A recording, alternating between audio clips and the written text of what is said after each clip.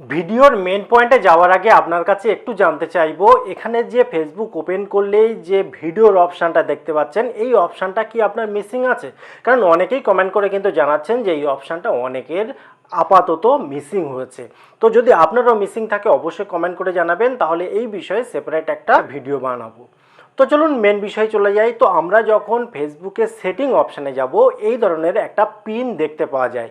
Actually এই পিনের কাজ কি এবং এই পিনের উপরে যখন আমরা ক্লিক করব যে যে অপশানগুলো পাবো তাদের অ্যাকচুয়াল কাজ কি সেটা নিয়েই আজকের ভিডিও। ইন্টারেস্টিং হবে এবং খুব ইউজফুল হবে।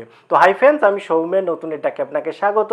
ভিডিও শুরুর আগে একটাই অনুরোধ, যদি এখনও চ্যানেলটি সাবস্ক্রাইব করে না থাকেন প্লিজ চ্যানেলটি সাবস্ক্রাইব করে বেল আইকন অল নোটিফিকেশানটি অন করে রাখুন এই ধরনের ভিডিও সবার আগে দেখার জন্য। তো চলুন শুরু করি এবং দেখে নিই। তো চলুন ফেসবুক ওপেন করে আগে মেন জায়গায় যাই, তারপরে কাজ বলবো।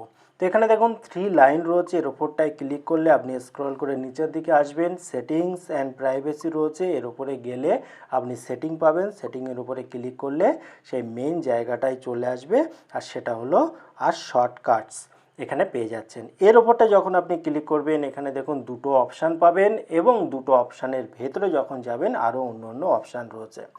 এবারে প্রথম কথা হচ্ছে, এখানে দুটো অপশান রয়েছে, শর্টকাট বার আর নোটিফিকেশান ডটস। এই দুটোর কাজটা আসলে কি? তো আমরা প্রথমে আলোচনা করি নোটিফিকেশান ডটস নিয়ে। তো এই নোটিফিকেশান ডটসের উপরে যখন আপনি ক্লিক করবেন এখানে দেখুন 4টে অপশান পাবেন, বা অন্য অন্য আপনার কন্ডিশান অ্যাপ্লাইয়ের উপরে আর কম বা বেশি থাকতে পারে এখানে অপশানগুলো।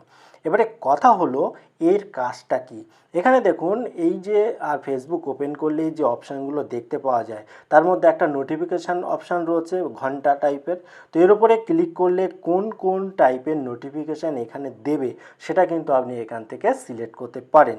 অর্থাৎ কোনো যদি ভিডিও নোটিফিকেশান চান অন করে রাখুন, মার্কেট প্লেস, গেমিং, মেনু ইত্যাদি। তো আপনি যদি এগুলো না চান এখান থেকে আপনি কিন্তু ইজিভাবে যেগুলো না চান সেগুলো অফ করে দিতে পারেন। এরপরে দেখুন স্ট্যাটাস বার। স্ট্যাটাস বার জিনিসটা কি? স্ট্যাটাস বার জিনিসটা হলো এখানে যদি ক্লিক করেন দেখুন ওয়াচ, মার্কেট প্লেস, গেমিং বিভিন্ন ধরনের থাকতে পারে।